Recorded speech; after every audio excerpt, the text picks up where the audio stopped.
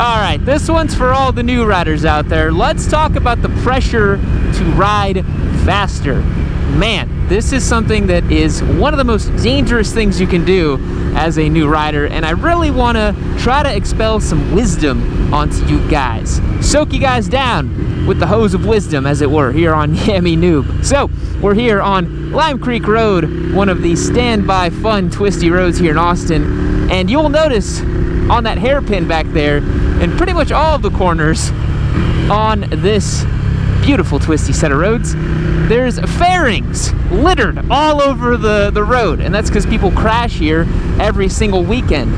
And a big part of why people crash here is because they try to keep up with faster riders. Riders that they know, riders that they don't know, which is a big recipe for disaster, and ultimately just riding way beyond their skill sets. And guys, if you take nothing else away from this video, there's a reason that there's the golden rule in motorcycling of ride your own ride. It works every time. Let's think about it this way. You know, you're out here trying to keep up with your buddies, riding fast and stuff. Let's think about the risk-reward ratio. What is the reward in that scenario? You make it to the gas station and your buddy tells you, man, you were riding really good out there. You're fast. Okay, get a little validation, a little pat on the back. Always feels pretty good, right? What's the risk? Bodily harm, your motorcycle being in pieces, maybe not making it home to your loved ones. Yeah, that's pretty wonky for risk-reward for me. So honestly, when I was younger, maybe my first year of motorcycling, I did this all the time, where I tried to keep up with people and I tried to ride faster and this and that. And on the street, there is really no safe way to ride faster and without causing yourself issues, especially when you start out riding, because you don't know what you're doing. Again, we talk about this all the time on the channel, but one of the most common issues we see is people not trail braking like I'm doing right there, letting the bike work on the front end, carrying brakes into corners. People go wide in corners all the time, right? It's like the most common beginner thing to do. And if you're riding at 11/10ths of your skill set, you're not going to be able to operate in a way that keeps you safe. You're going to run wide, you're going to make mistakes, and when you're making mistakes, you're going to crash, you know? So when I was younger, I used to do this a lot, right? So in my first year of riding, before I was doing any racing or track days or anything like that, you know, I'd go out to my twisty roads, try to keep up with my buddies, and I had a lot of sketchy moments, man, and I made a lot of mistakes when I was a beginner rider that could have definitely been avoided if I had just kept it cool. So keep the ego at the door, man. Don't show up to a group ride and think you're going to be the fastest guy. It's such a recipe for disaster. And even times when you think you're riding within your bounds, something happens, especially with younger males. It's almost always younger males, let's be real, guys, that, you know, you get this red mist, you get the ego, you get the testosterone, you want to show your buddy what's up, and that environment is really dangerous. And so you always ask me, well, yeah, how do I improve then? I want to ride safer, I want to ride faster. And I'm going to give you two answers, okay? The first one, obviously, is the simple one. Go to the track. It's the safest place to do it. You will massively improve your skill sets, etc., etc. And I don't want to hear the excuse that, oh, yeah, the track is too expensive. I can't afford it. It's really not a valid excuse to ride like a dummy on the road. I don't care if you can't afford it. And honestly, the track is way cheaper than racking up speeding tickets or crashing on your motorcycle. Sorry to pull out the old Papa Yam card on you, the Uncle Yam, the caring father in your life. Someone's got to do it to you, right? So obviously going to the track is the safest. But the second safe way, relatively speaking, to do this is go out and ride with a group, but you should lead. If you are the rider that's trying to develop, trying to go a little bit smoother, if you're setting the pace and riding your own ride and not worrying about keeping up or impressing people, you're gonna have a way better time, and have a more experienced rider follow you and then observe what you're doing, right? Because then they can give you pointers like, hey man, you're chopping the throttle here, or oh, you're riding kind of, your line selection's a little weird right here, you're riding in the middle of the lane. You know, that's going to be one of the best things, is having experienced riders follow you, not the other way around. It's pretty rare on street that by following faster riders, you will become faster. All that's going to happen is you're going to outride yourself and put yourself in a position that is going to be scary. Where this really works is on track, right? If you're riding on track with a group and you can see what people are doing better than you and you can find places to fine-tune your riding and get better, that's gonna make a really, really big difference. But yeah, you really should feel no pressure to keep up on your rides, you know? And honestly, if you're riding in a group that you feel pressured to ride faster and do dumb stuff with, I highly recommend finding a different group.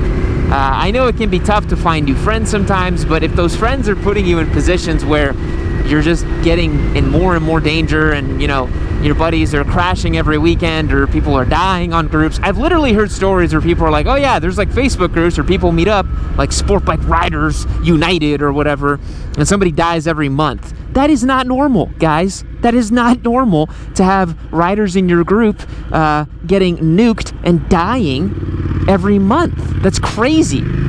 I haven't had an incident on the street in 7.5 years now that I haven't crashed. It's not normal to crash a lot. You shouldn't be crashing a lot on the street. And if your riding group is crashing a lot on the street, find a different riding group, please. Because that's the third way that you could think about how to meaningfully get better is honestly riding alone. You know, film yourself riding, ride your own ride alone on a nice twisty road, see what you're doing on footage and see where you can improve, and just realize that you gotta take it easy on the street.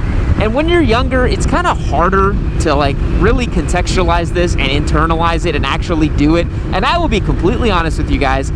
Look, I say a lot of this stuff on the channel. I practice what I preach about 90% of the time. I still ride kind of stupid sometimes. It's not out of my system completely.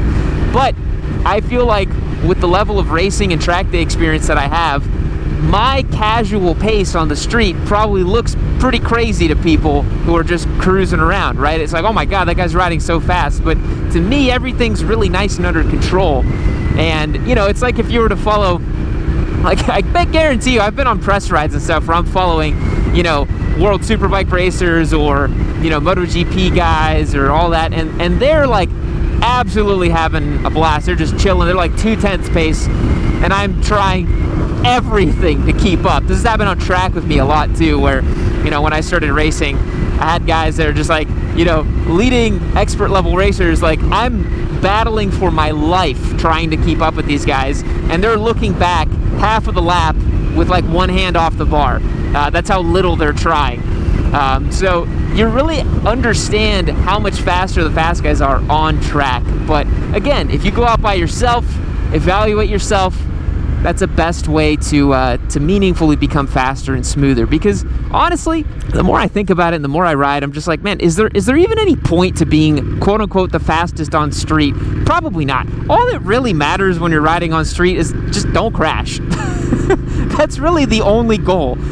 Be safe, don't crash, make it back to where you started. If you left the garage in the morning, hey, make a plan to make it back to the garage in the afternoon. You know, that's a good plan, right? Don't make it a plan to, I'm gonna be the fastest dude on the twisty roads today, man. Oh, you're asking for trouble doing that. You're asking for big time trouble. Time is running out to win the MT09 SP giveaway bike we have on yammynoob.co. September 13th is the very last day you have to get entered, so don't miss your chance to win. I highly recommend you become a member so you get access to all the benefits of our membership program, and you'll also get the ability to stack up your entries and apply them to our giveaway bikes. If you become a member now, you can get entered for the MT09 SP giveaway and then our next giveaway bike starting just a few days later. And trust me, it's a brand new bike that you're not going to want to miss because so many of you have been mentioning it in the comments. So go and check out the Yamaha MT09 SP giveaway on yammynoob.co and don't miss your chance to get entered to win. September 13th is the very last day to get entered. And I'll share with you guys a story that we had happen to us here on the channel about last year, I think, around this time, maybe September, October, I can't quite remember. I went out to film a video with Brandon at the time, and we were on Scramblers, and we were going down that road we were just on, Lime Creek Road, and there was a rider called Nigel at the top of the gas station. And again, I broke one of my cardinal rules, which is don't randomly ride with people you don't know, because you never know what's going to happen. But he was a nice guy. We're all cruising. I was like, hey man, follow us, you know, make it, you know, we'll just kind of cruise on down Lime Creek. And, you know, two mistakes we made was, one, we led the ride, right? That was a mistake because Nigel, I have no idea what experience level is, and Brandon and I both race. Brandon is literally like former Moto America pro. I'm not quite on Brandon's level, but, you know, I have raced quite a bit and done a lot of track days and stuff, so I know what I'm doing. I have no idea what Nigel's skill set are. So that was the first mistake, was having him follow us. The second mistake was having him tag along at our kind of fun pace, because our fun pace, like I just said, you know, in relation to like me following like a World Superbike rider or something, their fun pace is my, oh my god, I'm trying so hard to keep up pace. So the delta there was similar for Nigel, where we're just having fun and he felt the need to try to keep up, and he made a mistake and he crashed his bike, and I felt so bad. It wasn't my fault necessarily, but I did put him, I mean, he made his own choices, but we created a situation where he put himself in danger, and I still feel really bad about that. So I remember after he crashed, I was with him, and we recovered his motorcycle. I took it back to his apartment for him. We got some food together. I was like, hey man, are you good? Make sure he was all right. Didn't have to go to the hospital or anything. I think he's still on our Discord server, so Nigel, if you're watching this video, chime down below about the dangers of keeping up with faster riders. But yeah, I just, you know, that's the one story I always think back to. And actually just a few days ago, met up with some Discord boys on Lime Creek Road, and I can't not think about what happened to Nigel now anytime I ride with someone I don't know. So I told the guys, you know, one rider had never been down the road before, the other rider had been only riding for a month, and I was like, listen, nobody's gonna follow me. I don't want anybody to follow me on this road. I'm gonna be the sweeper. You guys ride your own ride, have fun, and I'll see you at the end of the road. It doesn't matter to me, you know, I have nothing to prove to anyone. And when you approach motorcycling with that mentality of, I don't have anything to prove to anybody, you don't have to be the fastest rider on your group ride. It literally doesn't matter. It's like I told you, the only reward will be that you end up at the gas station or the coffee shop or the restaurant, and they'll be like, damn man, you're kind of fast. That's the only reward. You really don't want that, you know? So guys, if you approach riding with nothing to prove, if you go out there and just have fun on your motorcycle and enjoy yourself and do all these things, then you're gonna be in really good shape. And that's what I want for you guys. I want you to go out there and approach riding with that low stakes, fun kind of way. So I hope you guys enjoyed this quick laid back vlog here on the trusty old desert sled. And remember that MT-09 SP is wrapping up real darn soon, as mentioned in the ad for this video. So make sure you go and check that out. And in a few days after the MT-09 SP finishes, we're launching a brand new giveaway bike on that following Monday. You're not going to want to miss that one. Been super excited to talk about this bike. I've bought it like a couple weeks ago, had the chance to ride around a little bit. It's awesome. You guys have been asking for content on it, and we are going to deliver so much content on that bike. So thanks again for checking out today's video. I truly do appreciate it, folks. We will catch you in the next one. See you later. Well, that's it. That's the end of the video.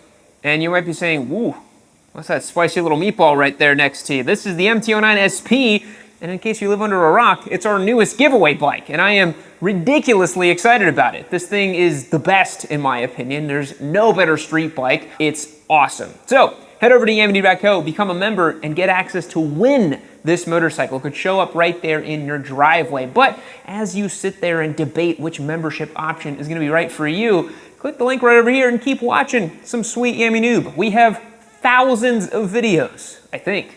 2,000? 1,500? We have a ton of videos. Go and check them out.